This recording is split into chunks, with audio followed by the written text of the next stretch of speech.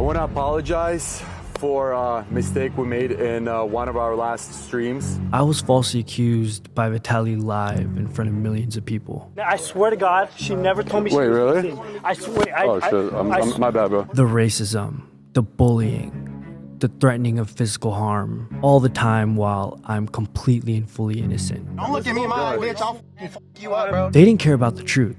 I'm the one who called the cops. I'm the one who gave them my phone. And within a few hours, the police proved that I was completely innocent. We were completely wrong, and we made a terrible mistake. By then, it was too late. How did that ruin your life? One of the reasons why I wasn't leaving the house was because... Sorry to your family, friends, your coworkers, and I feel really terrible. Are you suing Vitaly?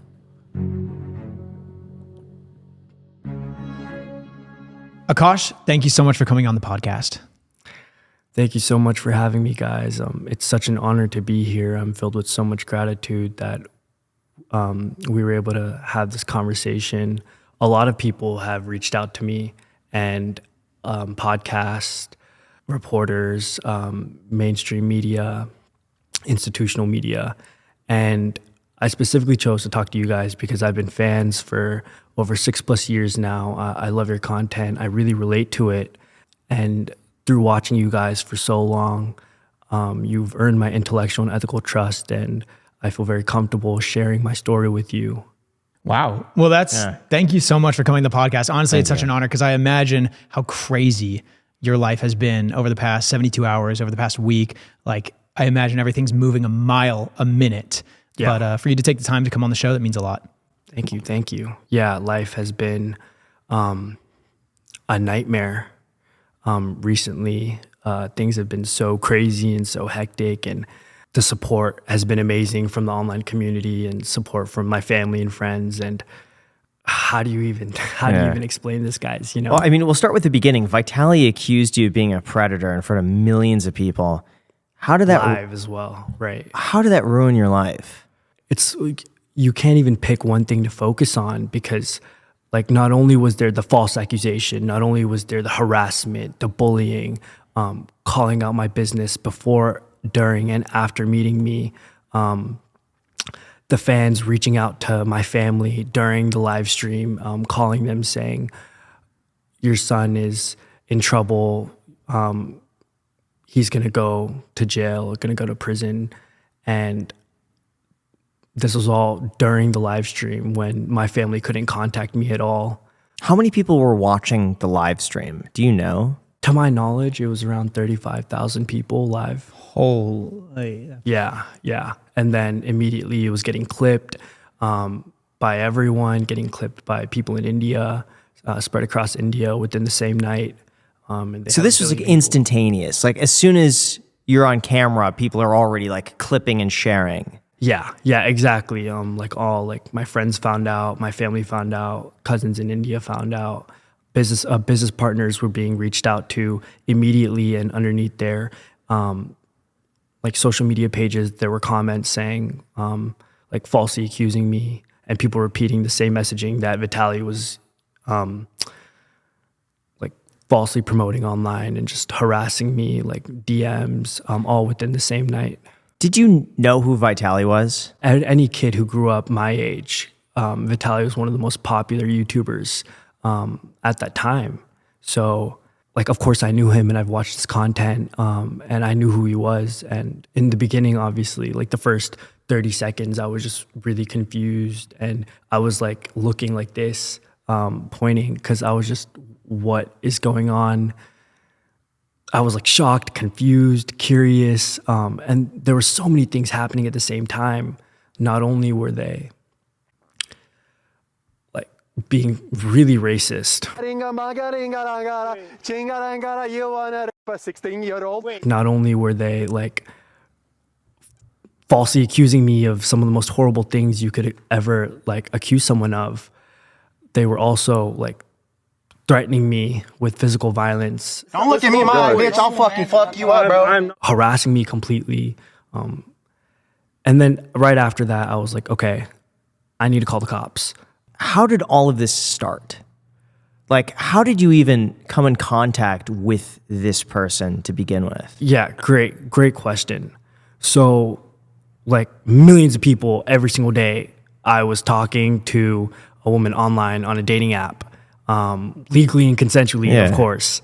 And we talked for a couple of hours and we made plans to meet, and I had no reason whatsoever to assume anything was like wrong. So nothing stood out. There were no red flags. Absolutely not. Just seemed like a normal conversation. And this happened in a few hours. So like you woke up that morning, started talking to someone, met up, and like this, it was like pretty quick. Yes. So it was the same day. Wow. Yes. And after I agreed to meet up with her, within 30 seconds of me exiting my car, there's just like 9 people with like 5 cameras shoved in my face saying the craziest stuff. I had no idea what was going on. I mean, in my head, I was just like, is this a fucking prank? Like, what is going on? In my head, and I think I even said this in the video, like, is this a prank? Because I knew I was completely innocent, and I knew that like I had done nothing wrong. And so in my head, I was like, maybe they're just doing this like for views or whatever, because I knew I did nothing wrong. And then I tried to talk to them. I tried to tell them, look, like, this wasn't me. I didn't do anything wrong. I wanted to show them all the texts and everything. I wanted to get to the bottom of this. And the woman started talking about a second Snapchat. And I was like, I only have one Snapchat.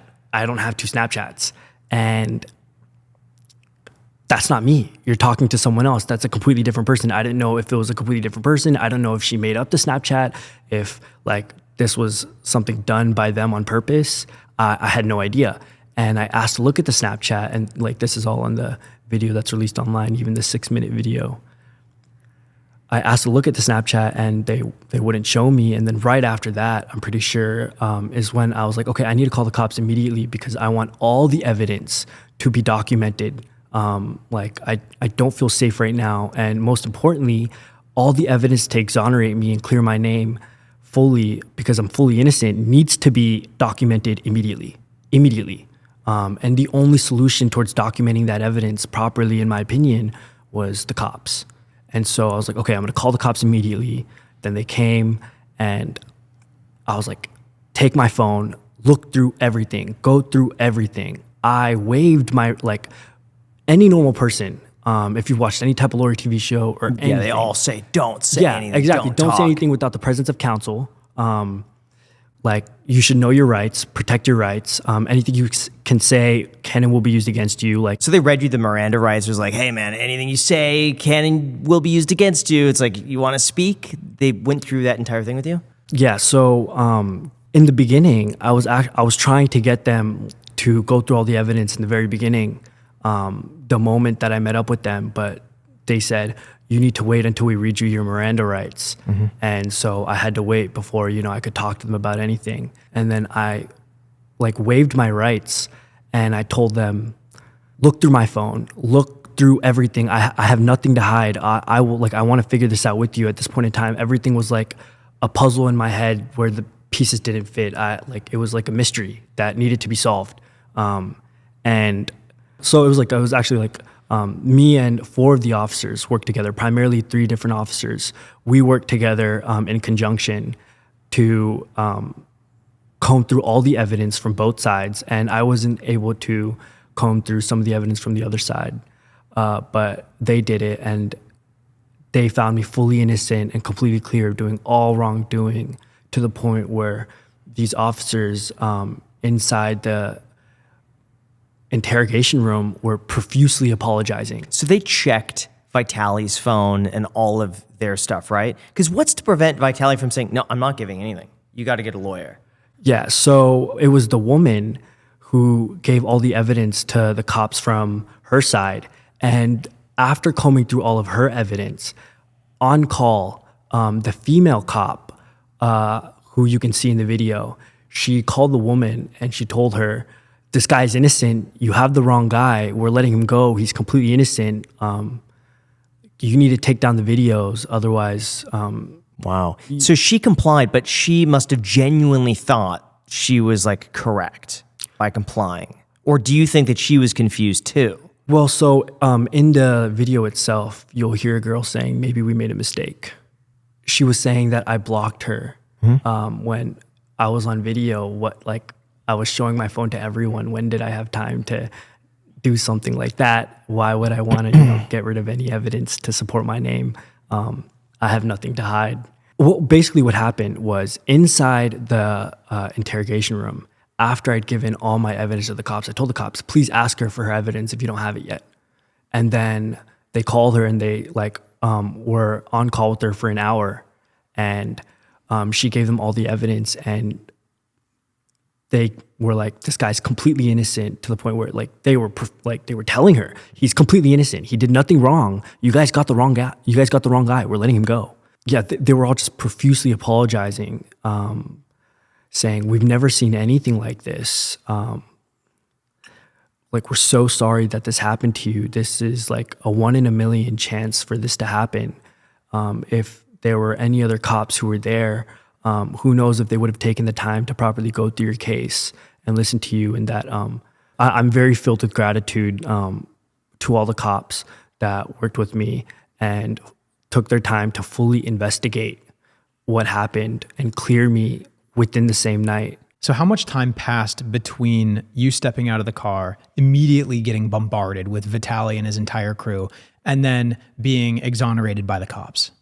Our guest on this episode was probably seen hundreds of millions of times this week, which is just absolutely insane because his story broke on X, and within hours, clips were everywhere. And that's just the world that we're in now. The right clip at the right moment spreads faster than anything. Clipping is without a doubt the most popular way that information is being received right now. It's really how stories spread, how people get discovered, and how businesses get exposure they could have never gotten otherwise. And that's why we've partnered with Opus Clip. Opus Clip finds the best moments from your video and generates multiple clips that are instantly ready for social media. Really, guys, it's never been this easy to consistently post short-form videos. Opus Clip can write captions to save you even more time, and it automatically reframes and optimizes your videos, making them ready for any platform. And now with a mobile app, you can clip anywhere at any time. Seriously, guys, Opus Clip has just been a huge help, clipping up literally all of our content for the Iced Coffee Hour. So if you're ready to streamline your business, Opus Clip is absolutely perfect for you. Check out Opus Clip at opus.pro/ICH. That is opus.pro/ICH. Thanks again so much to Opus Clip for supporting the show, and back to the episode.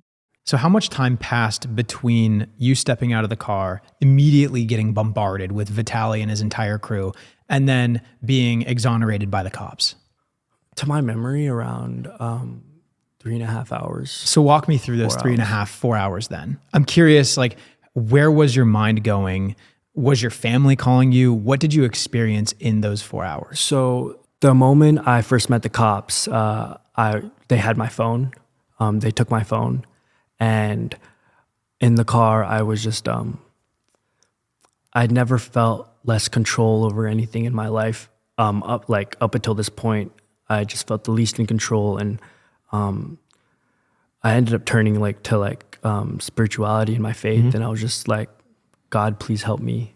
I did nothing wrong. Please make sure all the evidence stays, and please please help me. Please help me. I did nothing wrong.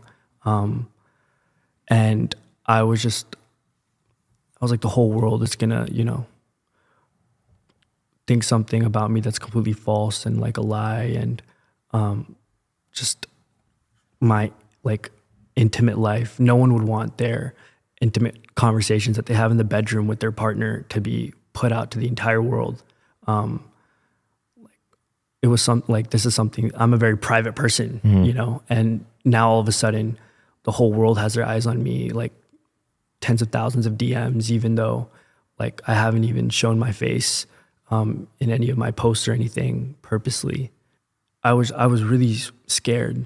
I was scared for whether or not, in the moment right after it happened, I was like, what could have happened if I wasn't found fully innocent and cleared within the same night? If it was any other different cops or anything. Yeah. In the beginning, I didn't know if, the cops were going to fully investigate everything, or if they were going to look through all the evidence. This was my first time ever, stepping foot inside of a police station, much less in the back of a police car. The most that I've ever gotten, I'm a very risk-averse person. In everything in my life, I'm just very risk-averse. Like I would never go skydiving, for example. I don't speed when I'm driving because I don't want to use up my luck on the road. And so the max I've ever gotten was a speeding ticket 5 years ago. And now, I'm fighting for my life. In the moment, even though there was so much racism, crazy racism, it was Yeah, what was that like? Have you had comments ever directed at you like that before? Oh my God. There's always some experiences as a minority, you'll have some type of experience. It might not be really big or anything like that, but nothing at all compared to what was going on then. I mean, the moment he pulls up, he's just being so racist, which was astonishing and absurd to me. I was like, what are you doing? And in the moment, honestly,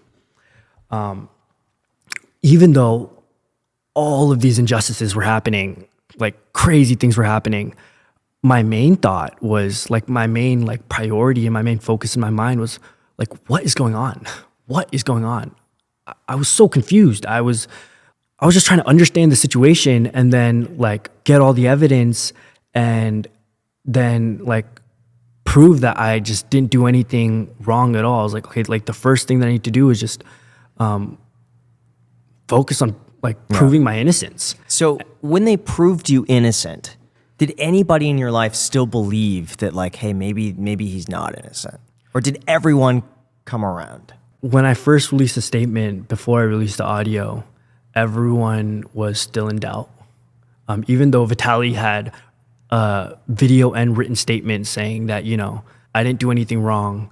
And even though I put out a statement saying that, even the cops fully cleared me and proved me innocent, people were still thinking that maybe we paid them off or there wasn't enough evidence to prosecute me or whatever. But in reality, the truth is they found evidence that it was a full 100% mistake on Vitaly's team, guys. This was a complete blunder and mistake by his team. I did nothing wrong. There's evidence that this was a mistake on Vitaly's team and Vitaly's side. What was the mistake? Great question. From your perspective. So I mean, this is the clear-cut mistake that they made. The decoy, who her job is to talk to as many guys as possible on dating apps and then move them over to Snapchat, tell them her fake age, and get them to meet up. That never happened. She never told me anything. If you check the video, I added her on Snapchat and I sent 3 messages and never got a response back. And so then we kept texting on the dating app. And she was texting a bunch of guys at the same time because that's what she was being incentivized to do. And she mixed up. Apparently she thought that she was talking to me when she was talking to one of the other, who knows how many guys she was currently talking to at the same time. And then apparently she thought it was me, and it wasn't. She was talking to someone completely different, a real guy. She was talking to them, and that's who she had the conversation with on Snapchat. And it was never me. Her and I never ever talked off the dating app because she never responded, and the police saw that. What was the hardest part for you mentally? Was it fear, anger? How do you keep your composure? I keep my circle close and very tight. The biggest emotion that I had was just my family. I didn't know what was going to happen. I didn't know if they were going to I didn't know what they were going to think. I didn't know whether they would believe me. like in the beginning, I was just really, they're my strength, they're my rock, my foundation. I didn't know what they were going to think, and that was probably the most scariest thing of all. And like, surprisingly enough, like the second biggest feeling that I had was like gratitude for my parents. The first time that I called them and got to talk to them, because I wasn't allowed to, talk to anyone, because I didn't have my phone until after I got fully proven innocent, because they were using my phone as a source of like evidence to look at and comb through my entire phone. Right after the cop talked on the audio, you can see I'm going to give the cop says, I'm going to give the phone to your son so you can speak to him now. And so I was talking to my parents, and they were just like, we love you, we support you, we know you didn't do anything wrong, like we're here for you. And the first time I cried was when I heard the cop say I was innocent for the first time. We determined that he was not the right suspect we were looking for. So your son was perfectly compliant, he was cool with us, and he just happened to be wrong place, wrong time. And then the second time, like I choked up and started crying, was when like I heard that from my parents, and I was just like choking up, saying like, "Thank you guys so much." Like, I don't know how many like parents would really stick up for their kids in a situation like that when private details are getting exposed. Like, all they cared about was supporting me. They said, like, we love you, we're here for you no matter what, that like you're our son. Like, we're so proud of you, good job for calling the cops, we're really really proud of you for calling the cops. That could have gone so differently had you just said nothing. And or just left. Or left, or I'm going to retain an attorney, because I'm going to tell you, man, had you done that, it would have taken months. And if you left, like they could have just said you deleted evidence. On both sides. Yeah, and I mean, I knew that I didn't do anything wrong, and so in the beginning, I tried to explain that to them. Like I was trying to explain it to them, and I was trying to like work out what happened. Like was this a prank? Is this like miscommunication? What's going on? And they didn't care about that in any way, shape, or form. We had no choice. Like I had no choice, but I had no choice. Like at first, I tried to talk to them sort of calmly and explain what was going on, and then like when they started physically threatening me, at least I'd already called the cops at this point. I'm curious, the viewers of this live stream, how do they find out like your name and like try to find your family? Like how do they do that? Yeah, so even in the beginning, before I had met her in person, they were calling out my business. And then during the live stream, when I was calling the cops and I was giving them my information, they didn't mute the mic. Oh, so they were filming you basically saying, here's like my info. Yes. That's and then crazy. They muted it with the cross streets. Yeah, like the moment when they muted it was when I was giving out the address. But before that, they were filming the whole thing. Yeah. They never stopped recording. Yeah, I mean, they knew I was going to give my information because they heard the cop ask me what's all my information. They didn't mute the mic or anything like that. And then even then, like I said, I was saying my name, and they said, "Oh, like you made a mistake. Now everyone's gonna know who you are, or whatever." And then, I mean, but even then after that, they called out my LinkedIn, my business. They told people to go cancel me and my business.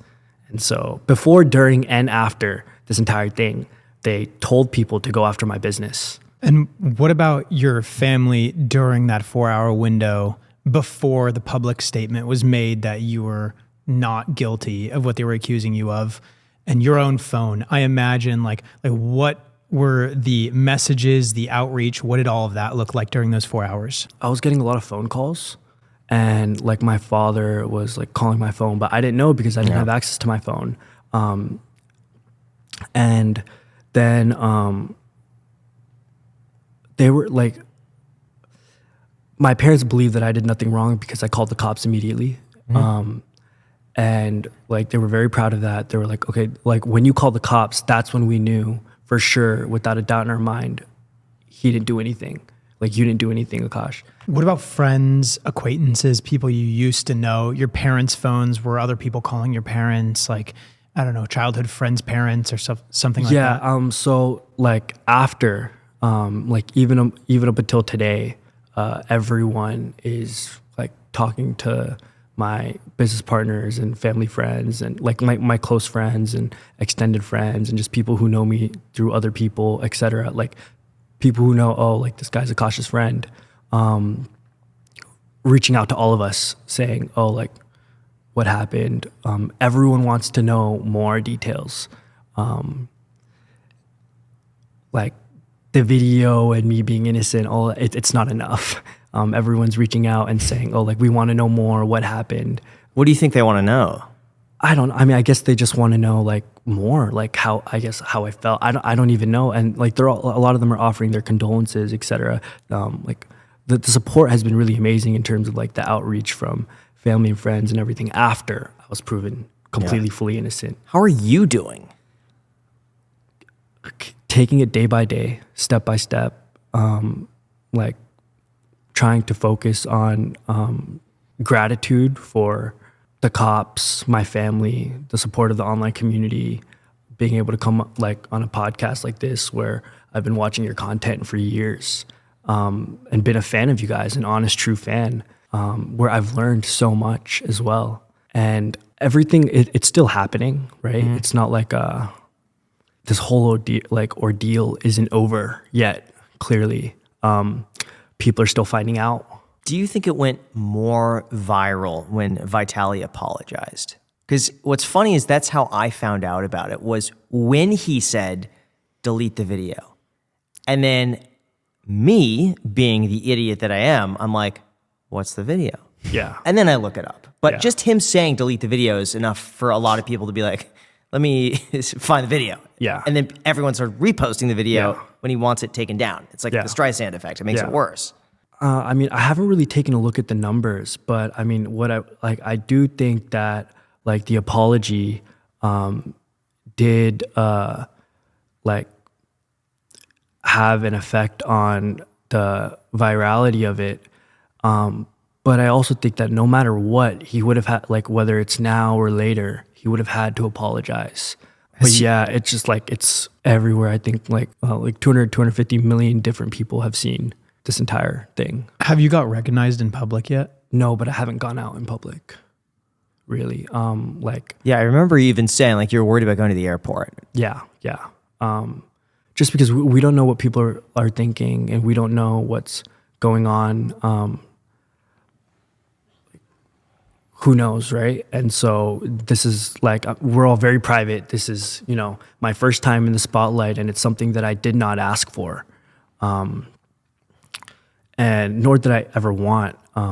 You and I were talking like offline, and I told you that I always wanted to be like a wealthy man, but be able to walk anywhere in the world and have nobody know like mine and my family's name. Like I thought that was like peace. Like that's what I wanted. That's what I envisioned. I never had any desire for fame at all. I know how that really takes away your right to a private life to some extent, because everyone's always looking at you. Like I never wanted any of that, but here we are. Yeah. Has Vitaly reached out to you privately? Aside from right after the apology, asking what we were going to do legally, no, he has not reached out. Even after having your innocence proven, have you received a lot of hate? I have. What do they say? That they don't believe me, even though all parties involved have fully cleared me and said that this is a mistake on Vitaly's side, that like I'm a messed up person, that this is all staged. Can you believe that? Can you believe that? That's crazy. People would think that. What that nonsense. Would be one of the worst things ever to stage. What nonsense! In my head, honestly, like all I could think of is what nonsense. Yeah, it was just it was crazy. Like the hate, the racism. Like there was a lot of racism after the fact too. There was a lot of there's some physical violence. People were threatening, like they're gonna come to my house or yada, yada, yada. That's got to be terrifying. Yeah, yeah. Do you take any security precautions on that? Like if they Yes. say they're going to, okay. We hired security. Even though it's super expensive, we were just scared, really scared. Like, what's going to happen? Is anyone going to, they have my name, they have everything, my business. Are they going to find out where I live? Are they going to come? Like, one of the reasons why I wasn't leaving the house was because what if someone's waiting for me outside? I've never been in this position, I've never had the whole world spotlight on me. And like, who knows what people are going to, think and do, right? People could be crazy. Exactly. And all it takes is like out of millions, there's one. One person. Just one bad who's actor. a little cuckoo. Yeah. But everyone else, Yeah. one. Yeah. It's not worth taking the risk on the one. Exactly.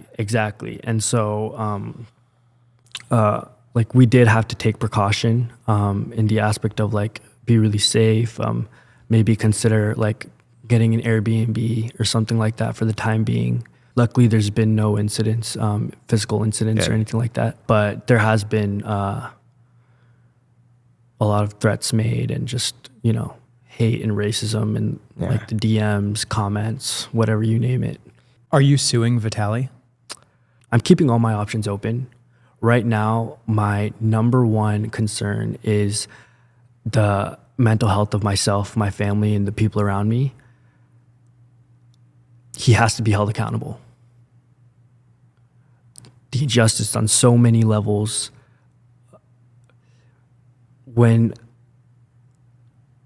a false accusation like this is made live in front of millions of people, especially when you add everything else on top of it, proper verification and like proper procedure to make sure that you have the right person is so incredibly important. This can ruin lives. Imagine if it was someone else that, like, I don't know, like, if this happened to almost any other person, who knows what could have happened? Like, if my father didn't record the phone call, audio call with the police, then even like until now, like, we're about to get like the police report, etc. But it takes a week to get the police report. We wouldn't be able to prove my innocence until now. Yeah. But because we got the audio recording, because all these things happened, and I really believe that, like, God had my back, where not only was I able to be proved completely innocent of any wrongdoing the same night, but the whole world was able to find out. And like after the audio call, that's when everyone was like, oh shit.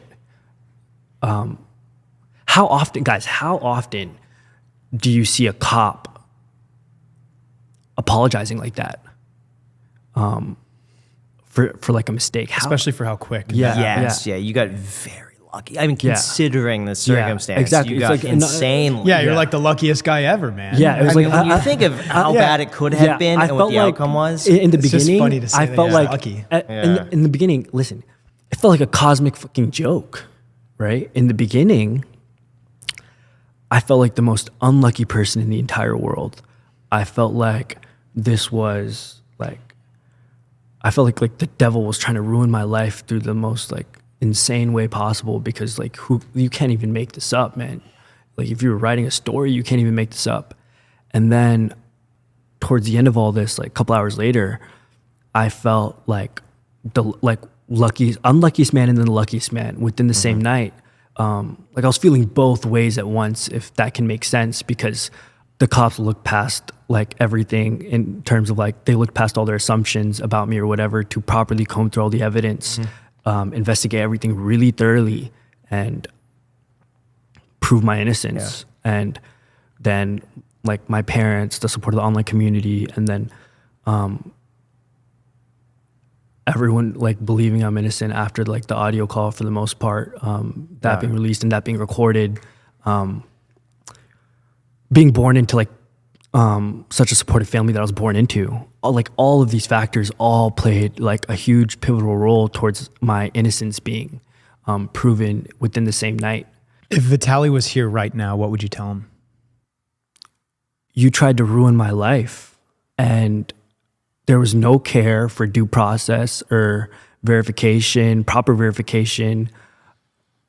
Not only did you try to ruin my life, you were extremely racist, called out my business before, during, and after, threatened physical harm.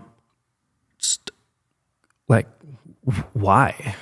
Like, I get, I wholeheartedly support, you know, protecting the innocent and vulnerable from any type of wrongdoers whatsoever. But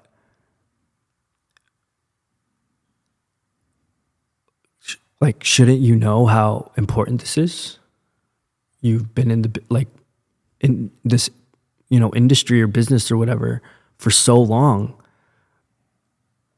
Like, who knows how many other people this happened to? If it did, I don't know. But if it happened to other people, like, who knows? Well, why didn't you care about that? Well, why didn't you check yourself? Why didn't you check all the evidence yourself before falsely accusing me and harassing me and bullying me?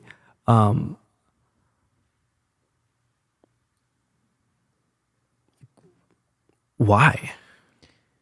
Do you think that this is a cause that Vitaly actually does care about?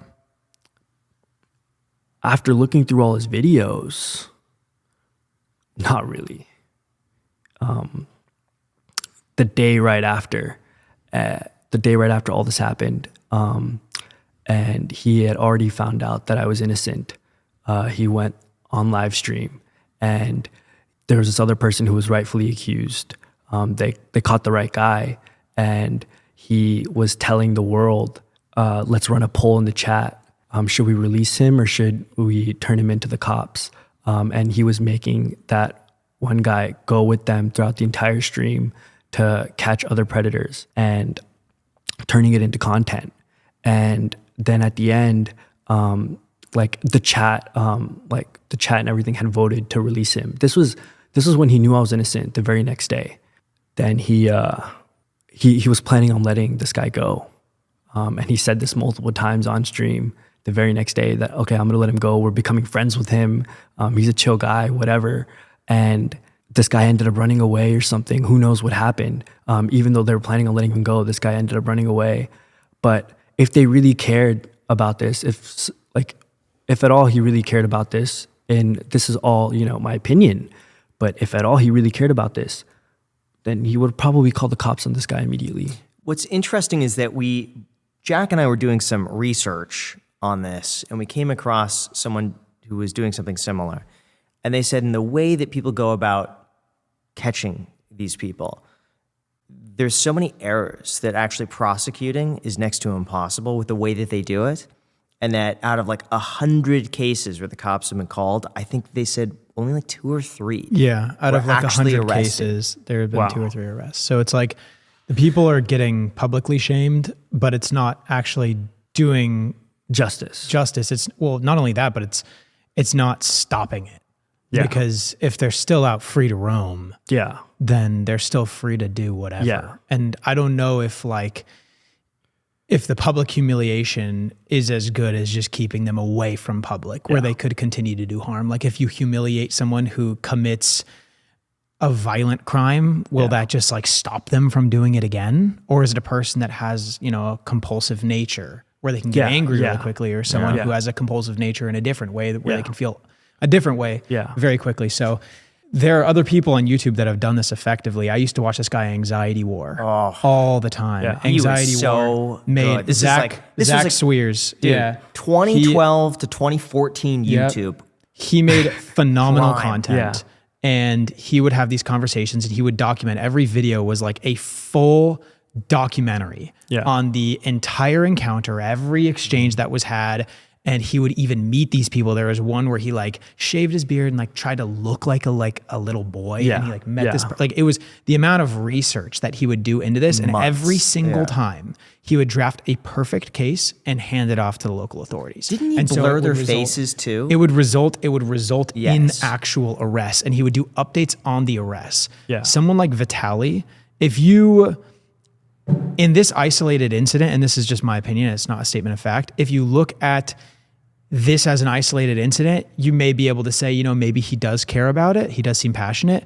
But if you map this out across the timeline of his career, he has clearly not shown any form of like moral, you know, standard with what he's done. Like he's just chased whatever most outrageous thing that he can do for views. And another thing that I actually think is very twisted is a lot of the people that try to catch these predators, what they end up doing is basically like a form of like mini TORE, where they basically get this person in a vulnerable state of like, hey, your life is screwed unless if you do this. And they just make content out of it. It's not actually about getting this person arrested and solving the problem. It's just about whatever outrageous how else can you get someone where you can get them to do whatever you want? Yeah. Aside from holding this over their head saying, hey, if you don't follow our rules, then we're gonna, you know, and then. Yeah, now that I think about it, isn't that like extortion and blackmail? Yes. Which I think is probably what leads to, well, let's say my opinion on the matter is yes, what leads to a lot of these people getting let off. Really? They could maybe also call it a honeypot where they were lured in. Oh, so and like they wouldn't have entrapment? acted in this way. Yeah, maybe. but there's also proper And maybe documentation. fraud, there's guess. proper documentation that needs to be had. Like with like, there's probably course, a way that you need to have the conversations instead of just like having some random person with no credibility or credentials. All the proof that you need to have, honestly, is if you have like, you know, like text messages showing proof that the person was informed of the fake age, that's pretty actionable, at least from my understanding. And like, because there was, you know, there was no evidence that I did anything wrong in terms of like nothing was ever deleted or anything.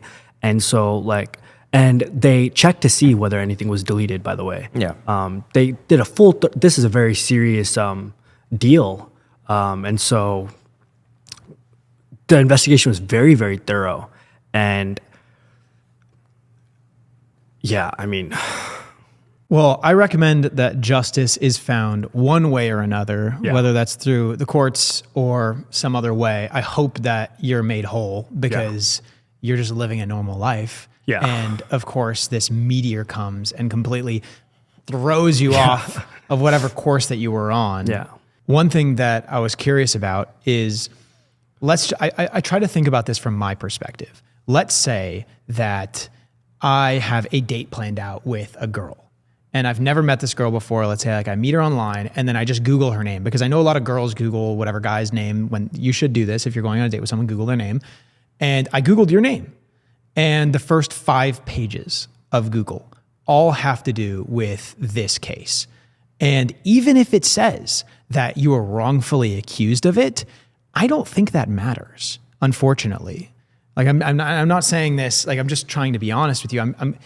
If I were to Google a girl's name and it said wrongfully accused of, you know, crime, like her ex-boyfriend, I'm like, oh my God. I am not getting, I'm like, I'm not getting anywhere near this girl. Like just in case. Yeah. Like even though it's like I'm 99% sure, but that 1%. Unless if she's really attractive. No, I'm kidding. I'm not getting anywhere near this girl. Yeah. Right. Yeah. There's just no reason. Yeah. Like there are so many fish in the sea. Why would I take a chance? Yeah. Even if it's like there are 5 pages of wrongfully accused, I don't care. I'm not going to look into it. Yeah. And so I'm curious to see kind of how this plays out in the long run. Fortunately, a lot of people have rushed to your defense. Yeah. Which is good. Yeah. Yeah. Is that a concern of yours? Like, or I'm also curious, this is kind of twisted, but have you had people reaching out to you, girls specifically, because of your composure in the video? You seemed very like cool and collected. Did anything like that happen? Yeah. I mean, I've had a lot of support from everyone, male, female, even like parents. A lot of parents are reaching out saying, if this was my son or like daughter, I couldn't imagine. Like I have kids that are your age. We have your back. Thank your parents. Thank your family.